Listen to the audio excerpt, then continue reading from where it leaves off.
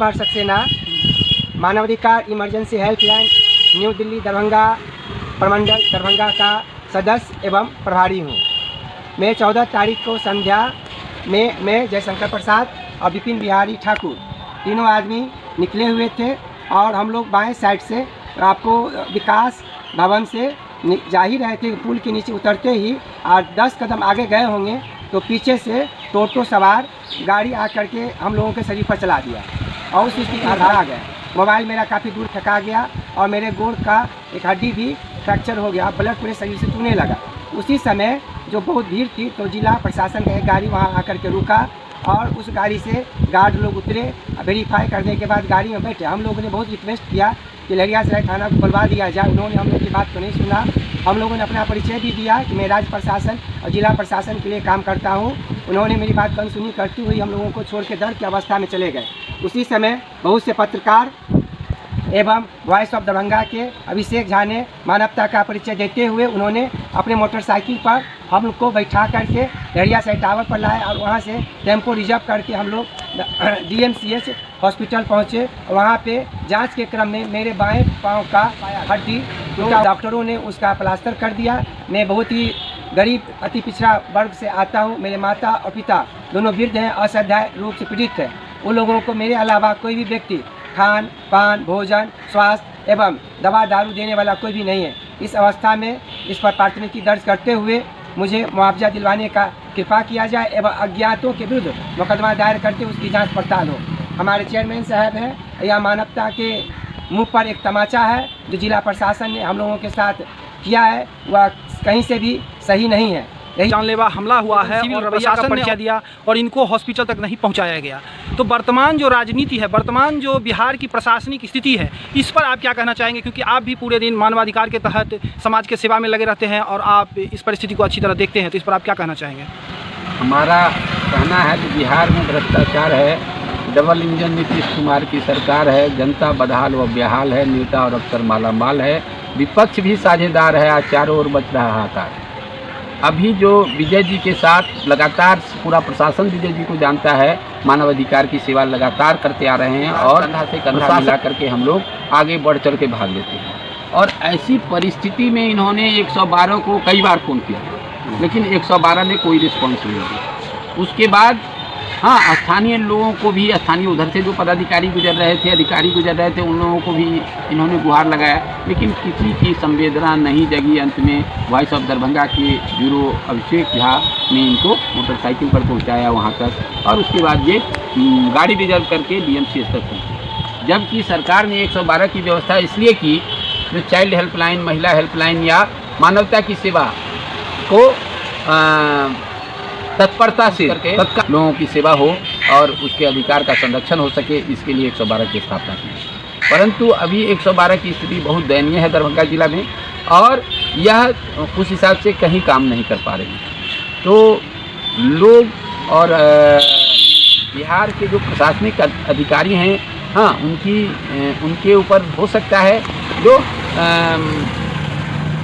दलगत, पार्टीगत, हाँ, या नेताओं का दबाव हो जो इस तरह से काम, जनता की सेवा नहीं करना है। जनता अगर सेवा पा लेगा, हाँ, तो वह जनता समझदार हो जाएगी और उनको मतलब जानकारी हो जाएगी। तो इसलिए या तो ऊपर से इस तरह का कोई गाइडलाइन है जो लोगों के का तत्परता से सेवा नहीं करना चाहिए, या सामाजिक कार्यकर्ता कर रहे लोगों को टारगेट किया जाता है प्रशासनिक पदाधिकारियों द्वारा, जो इन लोगों का जो है, इन लोगों को इतना तंग करो, हाँ जी, सामाजिक सेवा छोड़ दें और भ्रष्टाचार जो कलम से लूटने की जो व्यवस्था है वह बदस्तूर बनी रहे। यही बात इसमें दिखता है और यह जो है इसकी हम मतलब निंदा करते हैं। इस तरह की गतिविधि नहीं होनी चाहिए, उनका सुरक्षा होनी चाहिए। विजय जी पर जो जानलेवा हमला है, हाँ, इस पर तत्काल लहरियासराय थाना को संज्ञान लेते हुए उस टेम्पू चालक पर जानलेवा हमला करने का मुकदमा दर्ज करते हुए कार्रवाई करनी चाहिए। जैसा कि आप मानवाधिकार के तहत काम करते हैं और समाज में बहुत से कुरीतियों को देखते हैं, तो कुछ ऐसी घटना का आप जिक्र करना चाहेंगे जिस पर कि प्रशासन को संज्ञान लेना चाहिए और उसमें सुधार करना चाहिए? अभी आपको बता दें, जो बिहार में बिजली व्यवस्था दुरुस्त है, फिर भी जगह जगह जहाँ उप स्वास्थ्य केंद्र है, कम्युनिटी हेल्थ सेंटर या प्राथमिक स्वास्थ्य हॉस्पिटल जो सरकार का है, वहाँ जेनरेटर लूट चल रही है। जेनरेटर का किराया, जेनरेटर चालू किया, इतना घंटा चला, लॉगबुक भर भर के लाखों की उगाही हो रही है। इसका ही मामला जांच करने के लिए कल जब हम जाले CHC पहुँचे, कम्युनिटी हेल्थ सेंटर, तो वहाँ दिखा कि एक तरफ जो वहाँ के JE हैं कहते हैं हम जाले हॉस्पिटल के लिए एक स्पेशल ट्रांसफार्मर दिए, लगातार जो है वहाँ आपको चल रहा है, लगातार आपको व्यवस्था एकदम फर्स्ट क्लास वोल्टेज हम देते हैं। और इधर जो जनरेटर चलाने पर जनरेटर के तेल के रूप में लाखों रुपया महीना गया है। तो या तो JE झूठ बोल रहे हैं या डॉक्टर साहब फर्जी तरीके से पैसा उठा रहे हैं। हम जब कल गए तो हमने देखा कि CHC में प्रभारी नहीं थे।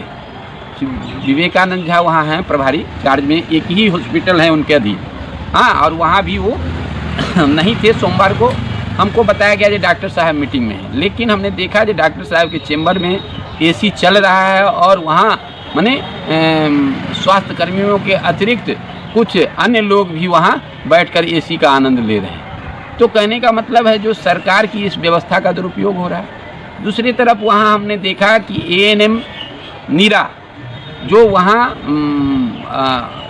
बगल में नर्सिंग सेंटर की वार्डन के रूप में प्रतिनियुक्त की गई और 24 घंटा काम करती थी। उसके बाद सरकार ने उसका देखिए राज्य सरकार ने चिट्ठी निकाला जो भाई उसका प्रतिनियुक्ति सबका कैंसिल कर दिया जाए। जब प्रतिनियुक्ति सबका कैंसिल किया जाए तो नया प्रतिनियुक्ति करने का कोई औचित्य नहीं है। वो अकेली थी तो किसके भरोसे हॉस्टल छोड़ के आती, या वहाँ की जो प्रधानाचार्य थी वह उसको विरमित करेगी तभी कहीं योगदान दे पाएगी। इसके लिए वो लगातार उसका बहाली देखिए यहाँ लिखा हुआ है जाले PHC में उसको ड्यूटी दिया गया है 29/11/24 को। उसके बाद से वह प्रतिनियुक्त है वहाँ। तो यहाँ डॉक्टर साहब अचानक उसको जो है ये देखिए सिविल सर्जन का ये आदेश है जो अधीक्षरीय ANM को जो वहाँ से हटाने के लिए स्पेशल दबाव दिया जा रहा है। और परिहार कारणवश प्रभारी चिकित्सा पदाधिकारी प्राथमिक स्वास्थ्य केंद्र जाले के पत्रांकितना और दिनांक के अवलोकनार्थ वार्डन कार्य हेतु नीरा कुमारी ANM का के स्थान पर आशा सिन्हा ANM को वहाँ फिर से प्रतिनियुक्त किया गया। एक तरफ वहाँ प्रमुख के द्वारा कैंसिल कीजिए और दूसरा ये इनको अपरिहार्य कारण बस हमने दबाव के तहत ये इस तरह की चिट्ठी निकलती है सिविल सर्जन के स्तर से। और ये आदमी आशा सिन्हा ने कहा, आशा सिन्हा ने स्पष्ट लिख के दिया मैडम को कि वह 24 घंटे की, देखिए ये आशा सिन्हा ने स्पष्ट लिख के दिया कि वह 24 घंटे का ड्यूटी नहीं करेगी। और तब नीरा को कैसे वहाँ से मीरा को हटाया जाए, इसके लिए यह प्राचार्या जो है प्राचार्या लगातार सिविल सर्जन को आवेदन दे रही है। देखिए 30/5 का आवेदन है उनका। उसके बाद जो है यह प्रमुख को भी निदेशक प्रमुख नर्सिंग सेवाओं को भी यह आवेदन से अवगत करा रही है लगातार। और वह उसको विरमित नहीं कर रही है और विरमित नहीं होने की स्थिति में वह दूसरे जगह होती नहीं, दूसरे जगह अपना योगदान नहीं दे पा रही है। और ये जो दूसरी थी वह अपना 24 घंटे की ड्यूटी सकारने के लिए तैयार नहीं है, तो 12 घंटे की ड्यूटी दोनों से लिया। और ऐसी स्थिति में नीरा का जो है इसमें लिखते हैं कि वह स्वतः विरमित है। इसमें लिख रहे हैं 27/5 को जो वह स्वतः विरमित है और उसको जो है अपने हॉस्पिटल में योगदान दे देना चाहिए। और उसके बावजूद अपने अधिकार क्षेत्र से बाहर जाकर के अप्रैल 2025 से उसका सैलरी होल्ड कर दिया गया। अब बताइए, एक तरफ जबकि यहाँ वहाँ जाने से हमको ये पता चला जो जिसका प्रेजेंटेशन है उस मतलब नर्सिंग ट्रेनिंग सेंटर पर जिसका प्रेजेंटेशन जो प्रेजेंट है उसको सैलरी होल्ड है, उसको सैलरी नहीं मिल रहा है। और जो एब्सेंट है ANM उसको प्रभारी चिकित्सा पदाधिकारी द्वारा सैलरी दे दिया गया है, ये भी जानकारी में आया है। तो हम आपके माध्यम से नर्सिंग प्रमुख और दरभंगा के सिविल सर्जन महोदय से आग्रह करते हैं कि महिलाओं के साथ हो रही इस अत्याचार को रोका जाए। और यह अमानवीय व्यवहार है, किसी से काम लेना, मजदूरी न देना, पारिश्रमिक न देना। 8 घंटे की जगह 12 घंटा वो सेवा करती है और जहां वो सेवा दे रही है उसको विरमित नहीं जब तक करेगी तब तक वह दूसरी जगह नहीं जा रही है। साथ ही वह पत्राचार द्वारा सिविल सर्जन से भी और उच्चाधिकारियों से भी लगातार सेवा दे रही है, सेवा बात कर रही है।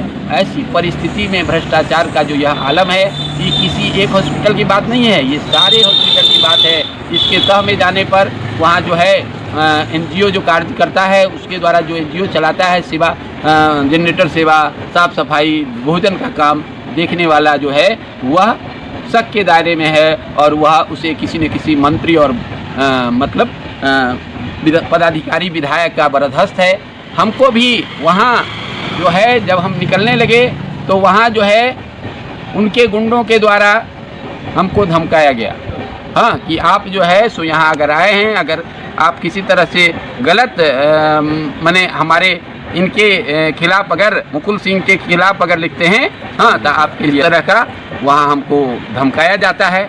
और वो अपने आप को PA दिनेश कुमार जी के PA अपने आप को बताते हैं। तो ऐसे युवा, हमने कहा जो आप अभी बिना हेलमेट के गाड़ी चलाते हैं, कितना उम्र है आपका? 33 वर्ष।